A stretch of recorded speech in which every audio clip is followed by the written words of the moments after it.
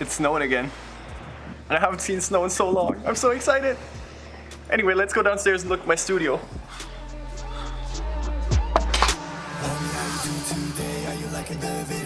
I hope that I can teach you something new you didn't know. I hope that you support me, help me make this channel go. I'm putting in the effort, but right now it's moving slow. So if you're interested in learning how to play with sound, then stick around and make that red button blue and check out my other videos. I swear that I won't let you down. Welcome to TrigonBeats. I hope that you stick around.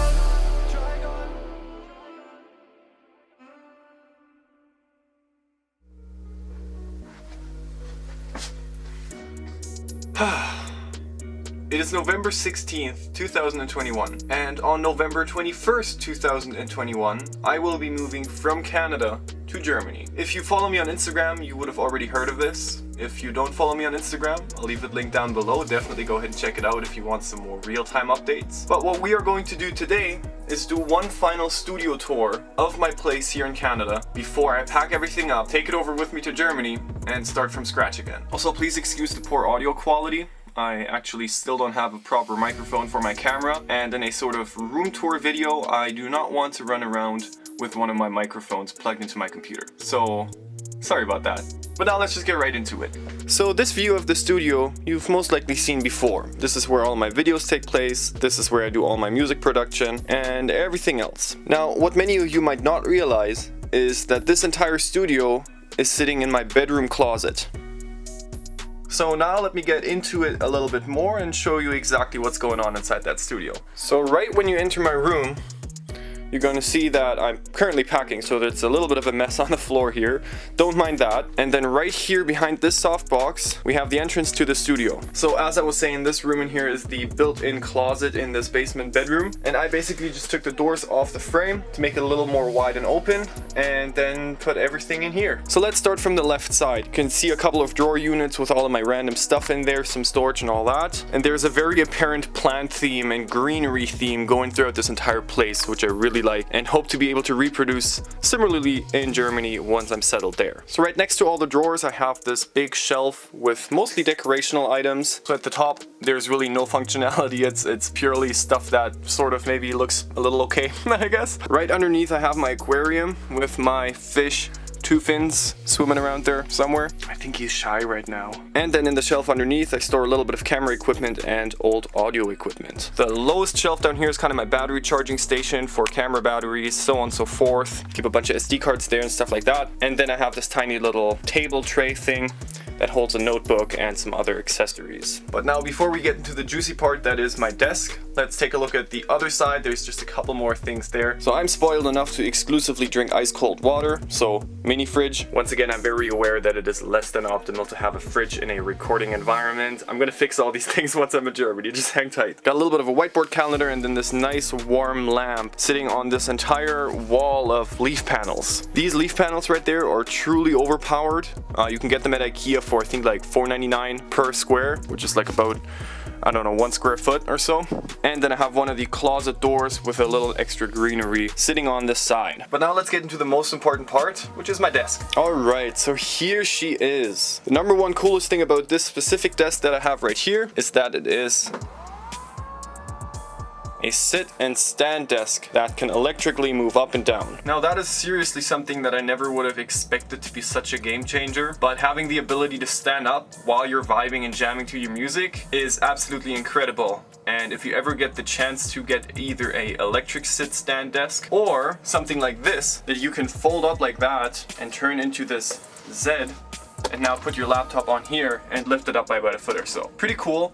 And all of those sit, stand, desk alternatives and stuff like that, give them a try. It's gonna change your world. Okay, so what is on my desk? Let's go from left to right. So starting on the left right here, I have my Arturia Minilab MK2. This was the first MIDI controller I ever purchased, and I still love and use it to this day. I think the build quality, overall design, and functionality of this is extremely competitive for its price class. I'm not entirely sure anymore, but I'm pretty sure I paid right around 100 to 150 Canadian dollars for it, so that's a great price for what you're getting. I then have a secondary Apple keyboard for when I want to move a little away from the back of my laptop. And then in the back I have my 2020 MacBook Air with the Apple Pencil. Also was a huge upgrade in terms of creativity and art and photo editing and all these sort of things. Great investment for me. Now behind that I have my Tannoy Reveal 501As. I'm pretty sure that's what they're called. If not, here's what they're actually called. These are fairly old speakers at this point. They've probably been around for about, I don't know, 5 to 7 years or something. My dad bought them way back when, and I guess I eventually just took them over. Now, right underneath there, I have my Behringer 4-channel compressor. Now, I said this a couple times already, but all of my outboard rack equipment is not for audio input, it's exclusively for audio output, which basically means that I'm not using any of this stuff to record into my computer. I'm not plugging my microphone into any of it. I'm exclusively using it to control the output of my speakers. Just keep that in mind, that this selection is not tailored towards recording and quality, more so about just controlling the volume of my speakers and the equalization of my speakers when I want to have that control over them. Cool, and besides that, there's really not much more than the big softbox I have right there, and then one of my Philips Hues that's just sitting in the back illuminating the wall, alongside a couple of plants, again, fitting well into the greenery theme that I got going on in this room. Right, now the centerpiece. Of course, I have my 2019 MacBook Pro with the D-brand Robo Skin on front and back. Now this computer right here runs the entire show. It does everything from all my music production to video editing to photo editing. Basically everything. My entire life runs off of this laptop. Right behind that I have a 29-inch LG ultra-wide screen, where I really just have to say that having this ultra-wide form factor for anything that's timeline based, so be it music production, be it video production, or anything around those lines, having that ultra-wide screen real estate, absolutely fantastic. Now that 29-inch ultra-wide is also one of these smaller ones you can get, and this was by far the cheapest one I found, which was around, I think, 200 some Canadian dollars. So it's really not overly expensive and definitely a great addition to your workflow. Now, of course, the gems of gems, the Ableton Push 2. I seriously do not know what I would do without this MIDI controller right here. This thing is absolutely magical, of course, as long as you are using Ableton to make music. I already made a video about my favorite features of the Ableton Push. I'll link that up in the corner right there, so definitely go ahead and check that out if you're interested. And this machine will appear countless more times on this channel, so if you're interested to learn more, just stick around, hit that subscribe button, and then you will be notified if or when I do a Ableton Push video again. Now, behind the Push in the laptop, we yet again have 2 more rack equipment items. So basically I have this art equalizer.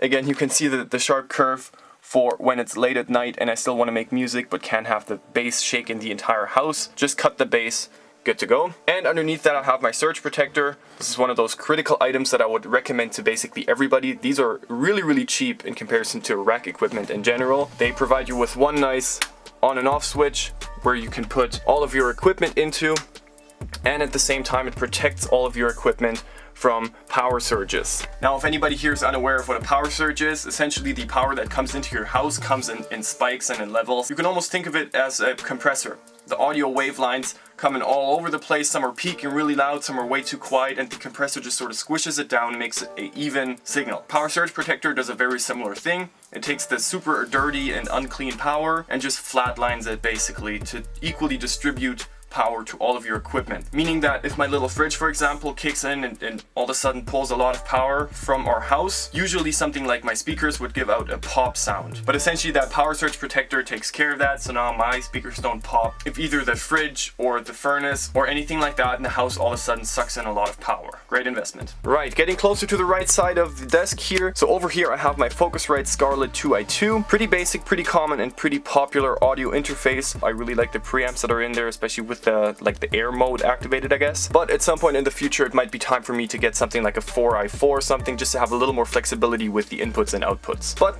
clear recommendation for everybody looking for a very budget friendly, high quality audio interface. I'm sure you heard of it already anyway. You probably even own one. If so, actually let me know down in the comments. I would love to hear how many of the people that are watching this video own a Focusrite Scarlett 2i2. Let's see. So just in the back there I have a ART 6-channel headphone amp, which allows me to take my 2 outputs from my interface, route them through here, and then have 6 outputs so I can route it to my speakers, my headphones, and if I wanted to a second, a third, whatever, how many headphones or audio output devices I want to plug into this thing, I can do it. So awesome. Of course, a second speaker, and then I really only have my mouse pad, which I gotta say I'm big on minimalism and stuff like that, but this one's just cool. So this is like a full parts list and take apart instruction for a Glock pistol, and I got this thing from work for a good price, and I just thought it looked pretty cool even as a mouse pad, although you're supposed to be breaking down your Glock on this mat. But hey, it works. And it even looks pretty cool. And then besides that, I have my Logitech MX Master. This is I think the MX Master 2. I know they have at least one newer generation out, but I actually prefer this one over the button placement here. Now this right here is a fantastic mouse. It feels very ergonomic, and most importantly it has the side scrolling wheel.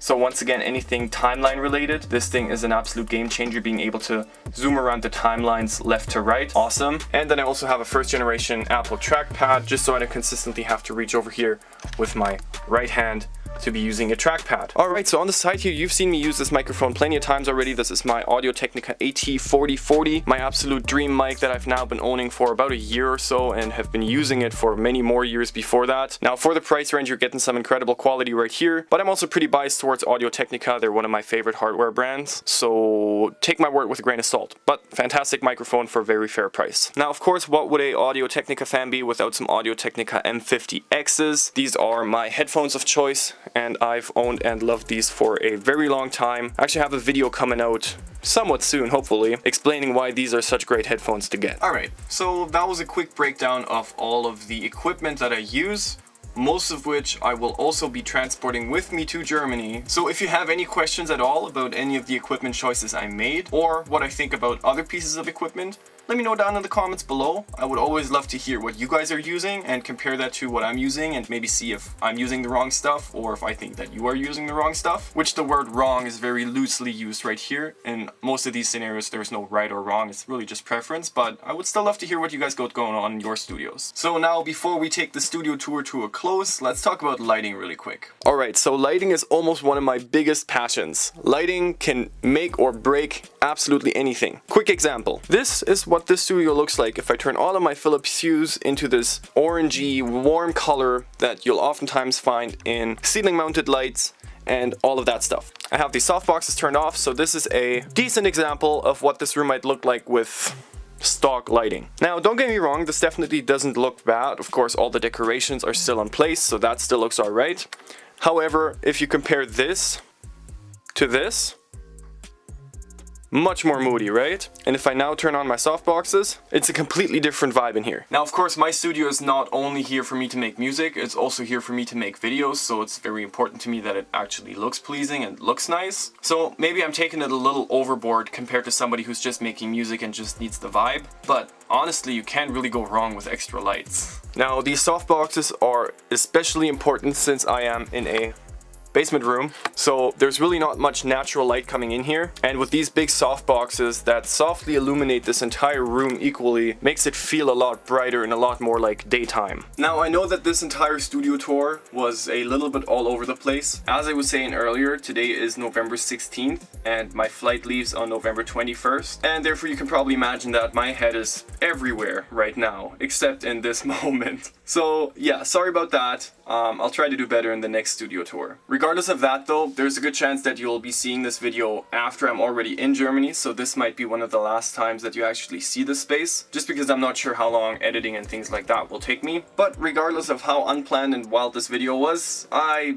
really wanted to make it. I hope that you got a good insight of what this studio looks like, what I'm using to make music, to make videos, and how it all comes together. With all that being said, if you do have any questions, either about me or this entire move or anything like that, once again put them down in the comment sections below, and I would love to interact with you about any of these questions that you might have now. With all that being said, one final apology about the audio quality. I know it wasn't great in this video. I'll try to better myself. And with all that being said, thank you guys very much for watching. I hope that you have a happy, healthy, and productive rest of your week, and I will see you in the next video. Peace!